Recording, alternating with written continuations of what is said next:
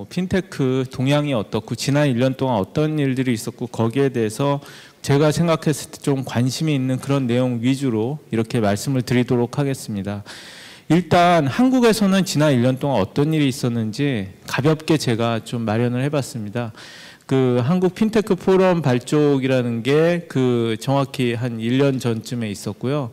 그 다음에 뭐 범금융 대토론회 이런 것도 있었고, 그리고 임종용 그 위원장님이 이렇게 취임을 3월에 하셨습니다. 그러면서 계속해서 청와대 발로 해서 핀테크 상업 활성화 방안에 대해서 발표가 있었고요.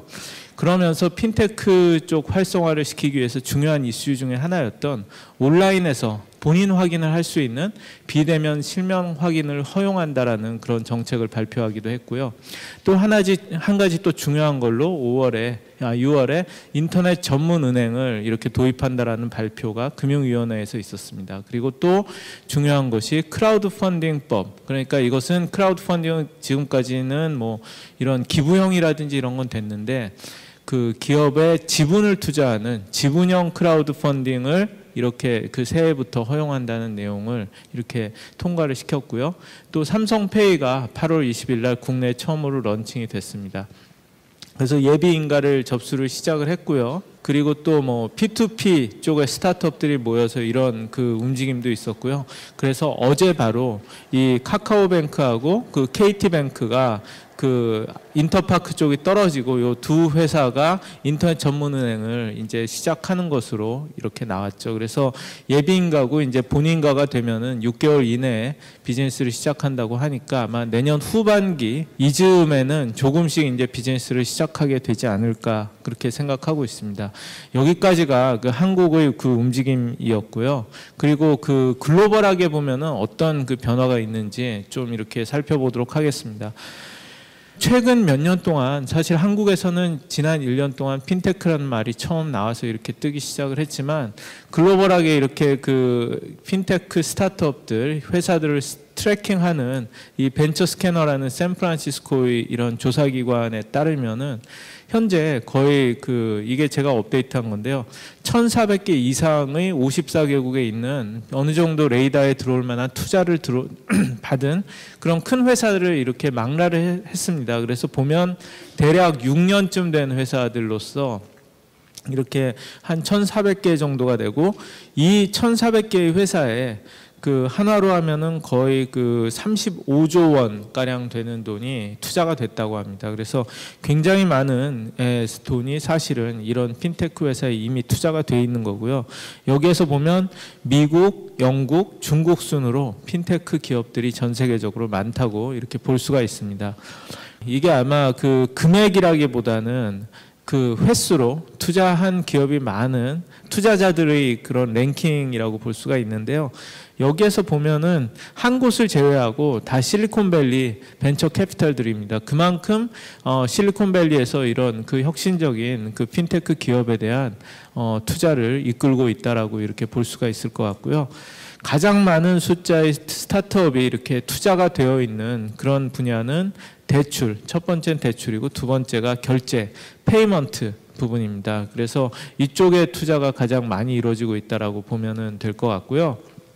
그래서 이런 기업들이 IPO, 그러니까 기업 상장이 이제 조금씩 일어나고 있습니다. 그래서 작년에 이 요들리라는 회사가 상장을 하면서 이 회사는 핀테크 기업들이 기존 금융기관들하고 이렇게 여러 가지 결제 처리라든지 그런 걸 할 때 인프라 역할을 해주는 회사입니다. 이 회사는. 그래서 이 요들리라는 회사가 상장된 것 자체가 많은 그 미국의 핀테크 스타트업들이 뭐 웰스파고라든지 뱅크 오브 아메리카라든지 뭐 그런 데들랑 직접 계약을 맺지 않고도 저 회사를 통해서 여러 가지 그런 그 핀테크 기술을 선보일 수 있도록 하는 그런 역할을 했고요. 그리고 P2P 랜딩, 그러니까 P2P 대출에서 가장 그 선두 주자였던 랜딩 클럽이라는 회사가 지난해 12월에 상장을 했고요. 또 온덱이라는 회사가 그 12월인데 잘못 썼습니다. 12월에 상장을 했고요. 그리고 최근에는 소상공인들, 스몰 비즈니스들을 위한 스마트폰을 통해서 아니면 타블렛을 통해서 이런 페이먼트를 할 수 있도록 크레딧 카드를 받을 수 있도록 해주는 솔루션인 스퀘어라는 그 회사가 막 상장을 뉴욕 증시했습니다. 그래서 이런 식으로 핀테크 스타트업들이 상장이 이렇게 줄을 잇고 있고요. 그러면서 그 소위 핀테크 유니콘들도 많이 늘어나고 있습니다. 유니콘은 스타트업이 엑싯, 그러니까 상장을 하거나 대기업에 팔리기 전에 그 투자된 그 기업 가치가 1조 원이 넘는 기업을 유니콘이라는 그런 새로운 유행어로 얘기를 하고 있습니다. 그래서 지금은 전 세계에 이렇게 유니콘들이 많다고 하는 그런 좀 시기입니다. 보면 최근 2년 사이에 1조 이상의 그 평가 가치가 되는 이런 그 스타트업들이 전 세계적으로 이렇게 많이 늘어나고 있고요. 한국에서도 여기 쿠팡이 들어갔다라고 할 수가 있는데 그만큼 그 글로벌한 이런 그 스타트업 생태계가 역동적으로 지금 성장하고 있는 시기라고 할 수가 있는데 보면 여기 그 피노베이트라는 데서 집계한 스타트업 중에 36개가 핀테크 스타트업이라는 겁니다. 그래서 전 세계 그 유니콘 스타트업 중에 한 5개 중에 하나 정도가 그 핀테크 스타트업이라고 할 정도로 이쪽에 그 금융 분야에서의 새로운 스타트업들이 나와서 많이 성장을 하는 그런 시기가 됐고요. 역시 가장 많은 것이 대출하고 결제, 지급 결제 부문이라고 볼 수가 있을 것 같습니다. 그래서 이게 그 핀테크 유니콘 리스트인데 여기에 뭐 이미 상장한 기업들도 있기는 한데요. 제일 그 큰 가치로 인정받고 있는 회사는 중국에 있는 회사입니다. 루펙스라는 중국의 P2P 대출 회사고요. 거의 10조 이상 가치로 이렇게 인정을 받고 있고, 뭐 제네피츠, 스트라이프 뭐 이런 그 미국 회사들, 그리고 클라나 같은 유럽 회사라든지 뭐 이런 것들이 많이 있고요.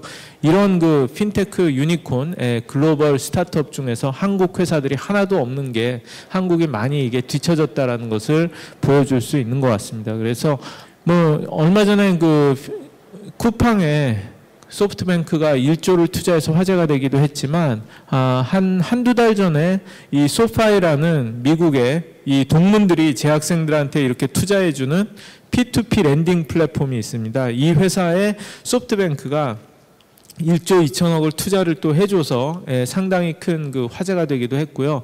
이런 그 트렌드에서 보듯이 해외 은행들도 특히 글로벌 은행들이 핀테크 쪽에 많이 투자를 하기 시작을 합니다. 그래서 미국 6대 메이저 뱅크들이 그 핀테크에 투자를 한 게 올해 그 15개 정도가 된다고 할 정도로 많은 투자가 이루어지고 있고요. 여기에서 보면 시티뱅크, 골드만삭스, 모건 스탠리 순으로 이 핀테크에 많이 적극적으로 미국의 은행들도 나가서 투자를 하고 있는 그런 상황이라고 말씀을 드릴 수 있을 것 같습니다.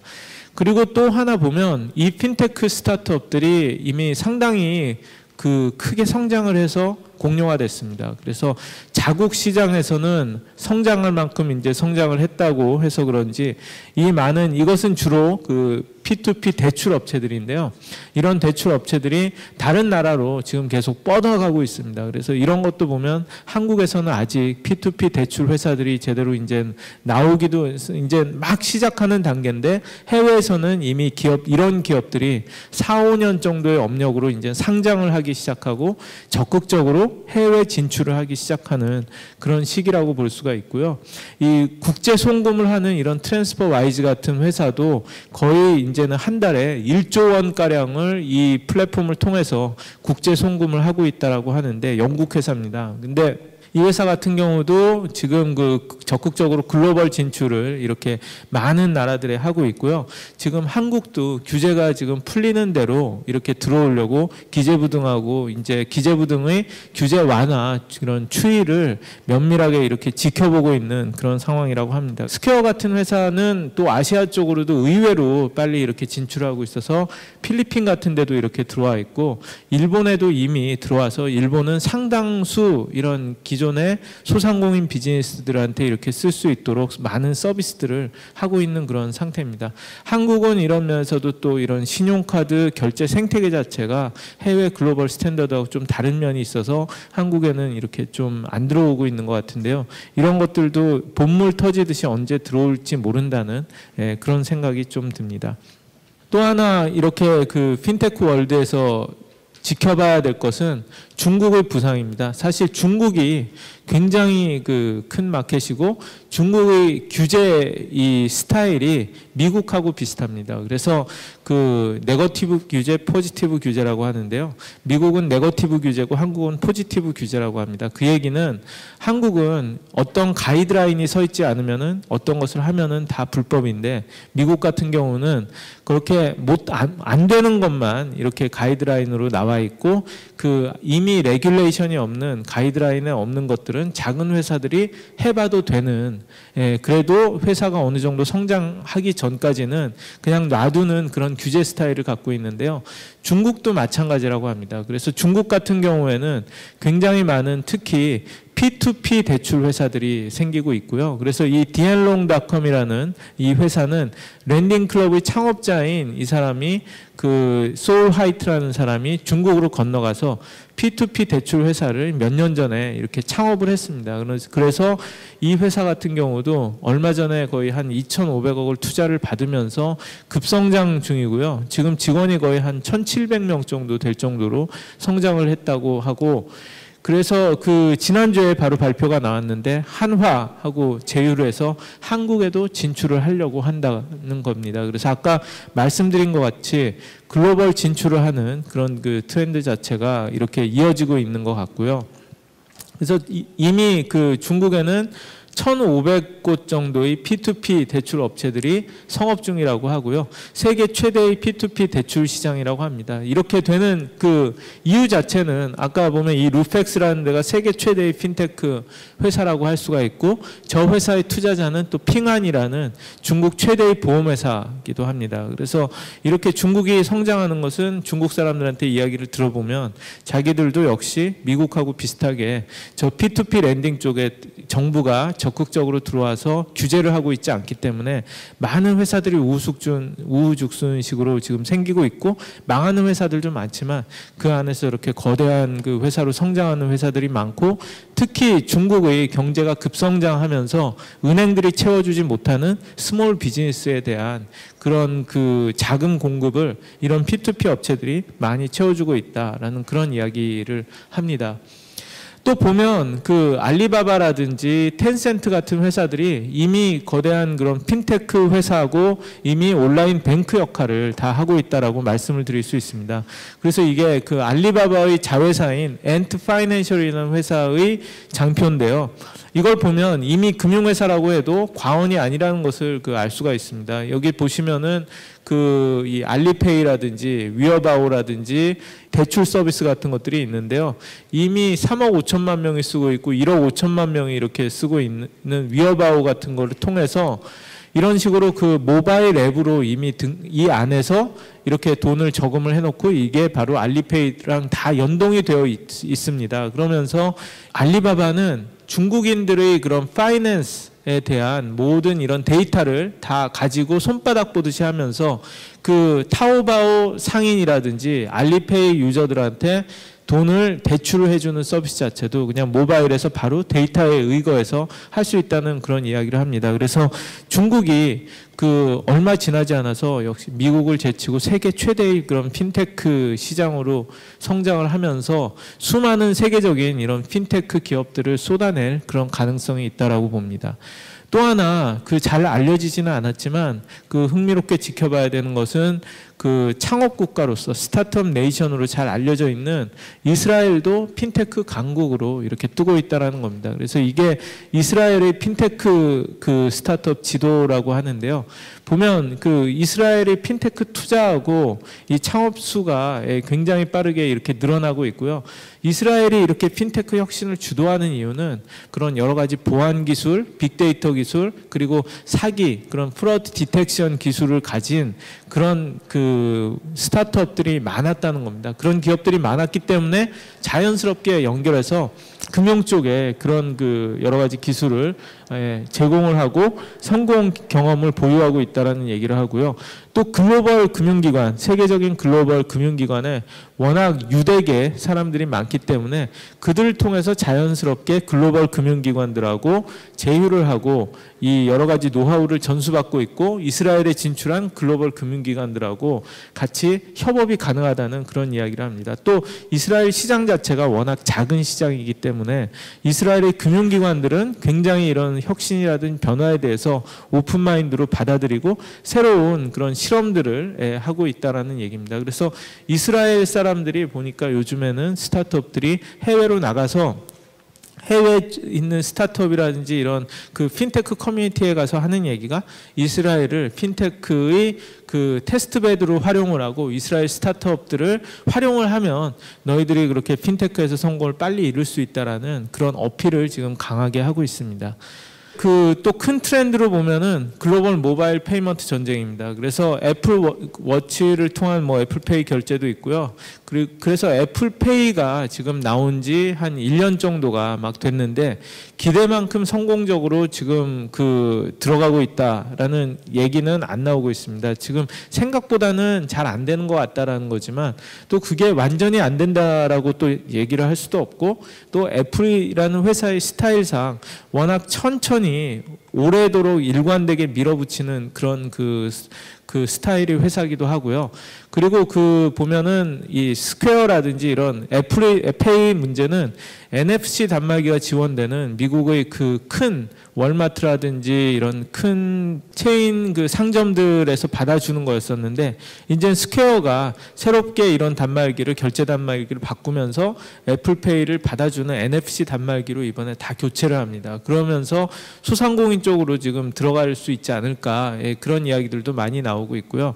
워낙 그 아이폰의 글로벌한 그런 점유율이라든지 이런 것 때문에 어차피 자연스럽게 애플페이가 이렇게 자리를 잡게 될 것이다 라는 그런 이야기들도 하고 있고 삼성페이 경우는 그 한국에서 첫 출시된 다음에 그 미국에서는 9월 28일 날 출시가 됐습니다. 그래서 미국에서 어느 정도 잘 되는지는 아직 모르겠지만 한국에서는 아까 소개해 드렸듯이 그 한국의 사실 그 핀테크 바람을 타고 여러 가지 규제 완화라든지 이런 것을 타고 굉장히 그 성공적으로 한국 시장에는 안착을 했다라는 그런 평가를 받고 있고요. 이게 과연 글로벌하게 올해 그 내년 모바일 페이먼트 전쟁에서 어느 정도 쉐어를 이제 가지고 들어갈 수 있을지가 사실 주목할 만합니다. 근데 그렇게 되려면 선결돼야 되는 것이 삼성폰이 많이 팔려야 되는데 지금 중국에서도 고전을 하고 있고 미국에서도 워낙 그 이 아이폰이 그 지배적인 그 구조에다가 좋은 안드로이드 폰이 많이 나오는 그런 상황이라서 과연 어디까지 이제 갈 수 있을까를 좀 주목을 갖고 지켜봐야 될 것 같고요. 어쨌든 이런 모바일 페이먼트 자체는 계속 시간을 두고 올라갈 수밖에 없는 그런 상황이기 때문에 지켜봐야 될 것 같습니다. 또 하나 제가 주목하고 싶은 것은 스몰 비즈니스 툴 분야의 부상입니다. 이것 자체는 사실 아까 보여드렸던 장표에서 약간 나왔는데요.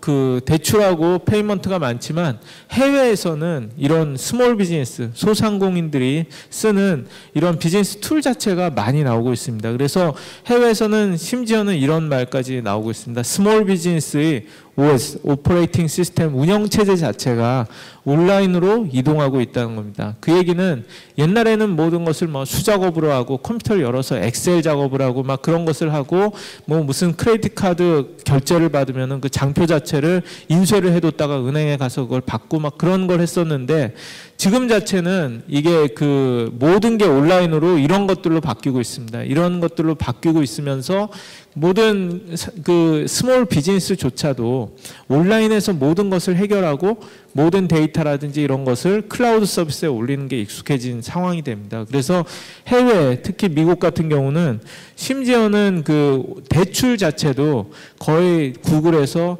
랜딩이라고 대출 자체를 론이라고 서치를 해서 이렇게 찾은 그걸로 해서 온라인에서 신청을 해서 대출을 받는 어떻게 보면 인터넷 전문은행을 사용하듯이 그런 식으로 비즈니스의 그 스타일 자체가 옮겨간다고 하고요. 그래서 이 클라우드 기반 회계 서비스가 있는데 이런 제로라는 또 큰 회사가 있는데 이런 회사랑 협업을 해서 이 어떤 회사라든지 스몰 비즈니스의 회계 데이터를 그 회사의 그런 재무 상태를 다 저절로 알 수 있기 때문에 거기에 의거해서 돈을 빌려달라는 신청을 하면은 자동적으로 이렇게 이자율을 산정을 하고 승인을 하는 이런 식으로 핀테크가 진화를 하고 있습니다. 직원들 월급 주고 뭐 이런 것들도 이런 식으로 그 핀테크 회사들이 담당을 하고 있고요. 그래서 핀테크를 활용한 중소 비즈니스 재무관리 효율 향상 및 자동화가 원활해지고 또 자금관리 투자 등을 자동으로 이렇게 이끌어내는 그런 추세라고 말씀을 드릴 수가 있을 것 같습니다. 그래서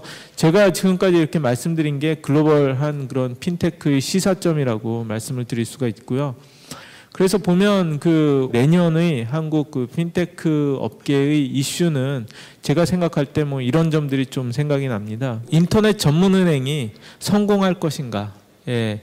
저는 뭐 인터넷 전문은행의 미래를 그렇게 밝게 보지는 않습니다. 왜냐하면 지금 여태까지 보여드렸던 것처럼 전 세계적으로 수많은 틈새 시장을 노리는 그런 핀테크 스타트업들이 나와서 자유롭게 성장을 하게 만들어주는 것이 글로벌 트렌드라고 할 수가 있는데 저런 식으로 또 그 인터넷에 특화된 은행을 하나 더 만든다고 해서 꼭 잘 된다는 법이 없거든요. 거기다가 또 보면 아직까지도 은산분리라든지 이런 것들이 그 다 해결되지 않은 상태고 그렇습니다. 그리고 1월부터 허용되는 주식형 크라우드 펀딩 자체도 이게 활성화될까가 지금 좀 상당히 주목이 되고 있고요. 많은 회사들이 지금 준비를 하고 있는 것으로 알고 있습니다. 또 P2P 대출 스타트업들, 사실 한국에서 한국 핀테크 업계에서 가장 많이 생기고 많은 회사들이 준비를 하고 있는 것이 이 영역입니다. 한국은 중금리 시장이 그 좀 부족하다는 그런 시각들이 많이 있어서 그런 틈새를 채우기 위해서 그 개인 대출이라든지 그 소규모 비즈니스 대출을 위한 이런 스타트업들이 나오고 있는데 아직까지 규제 문제라든지 뭐 이런 것들이 완전히 풀리지 않아서 이런 회사들이 본격적으로 크기에 사실 투자받고 뭐 이런 걸 하기가 사실 아직 걸림돌이 있습니다. 그래서 이런 걸림돌 자체가 과연 내년 초에 풀리느냐 그리고 투자를 많이 받을 수가 있느냐가 보면은 그 큰 관건이고요. 사실 이 업체들이 마음대로 할 수 있도록 해주면 인터넷 전문은행이 들어갈 수 있는 영역을 이쪽에서 선점해 버릴 수 있는 그런 가능성도 있습니다. 그리고 모바일 페이먼트에서 언제까지 삼성페이만이 지금 주목을 받고 할 것인지도 사실 주목이고요. 그리고 한국에서 과연 핀테크 스타트업들이 성장할 수 있는 이런 생태계가 잘 만들어질 수 있는가가 사실은 그 관건이라고, 한국 핀테크 성장의 가장 중요한 관건이라고 생각을 합니다. 그래서 어쨌든 은행의 언번들링 현상이라고 합니다. 이것은 무엇이냐 하면 글로벌하게 보면 이렇게 은행이 묶음 서비스로 번들로 제공하는 서비스를 이렇게 수많은 핀테크 스타트업들이 나와서 그 해체시키고 있다는 얘기입니다. 그만큼 핀테크 스타트업들이 각 틈새 영역으로 들어가서 많이 이렇게 올라가고 있다는 얘기인데요. 이런 그 글로벌 메가 트렌드 자체는 계속될 것으로 보이고, 이게 제가 한 일본 쪽에 그런 일본 쪽도 지금 핀테크가 상당히 뜨거워져서 지금 논의가 많이 되고 있는데요.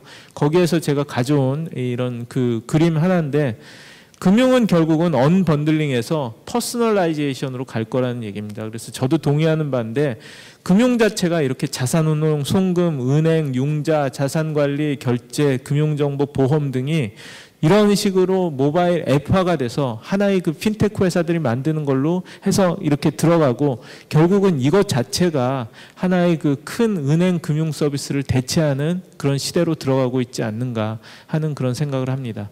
그래서 결국 한국 핀테크의 미래는 이런 그 핀테크 스타트업에 이렇게 달려 있다라고 생각을 하고요. 저는 그 인터넷 전문 은행보다는 이런 핀테크 스타트업에 더 관심을 갖고 키워줘야 된다라고 생각을 합니다. 감사합니다.